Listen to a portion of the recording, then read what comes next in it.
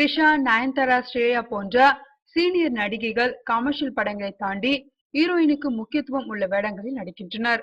நடிகர் பிரகாஷ் ராஜ் டோலிவுட் இயக்குனர் தில்ராஜுடன் இணைந்து புதிய படம் தயாரிக்க எண்ணியுள்ளார். இதனை கிருஷ்ண வம்சி இயக்குகிறார்.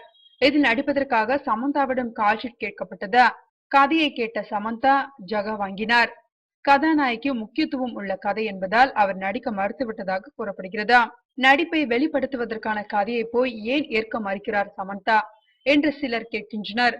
ஹீரோயினுக்கு முக்கியத்துவம் உள்ள கதைகளில் சீனியர் நடிகைகள் தான் நடிக்கின்றனர்.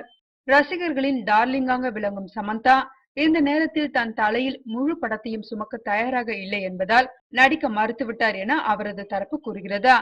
சமந்தாவிடம் கால்ஷீட் வாங்கிவிடலாம் என எண்ணிய பிரகாஷ் ராஜ், தில்ராஜ் இதனால் ஏமாற்றமடைந்தனர். இதனையடுத்து அவரை விட சீனியர் நடிகை யாராவது கிடைப்பார்களா என்று தேட தொடங்கி உள்ளனர். தமன்னாவிடம் கதை சொல்ல இயக்குனர் கிருஷ்ண வம்சி எண்ணியுள்ளார். அவர் இதுபோன்ற கதையை விரும்புவார் என்ற நம்பிக்கை தயாரிப்பாளர்களுக்கு இருக்கிறது என்று அவர் கூறியுள்ளார்.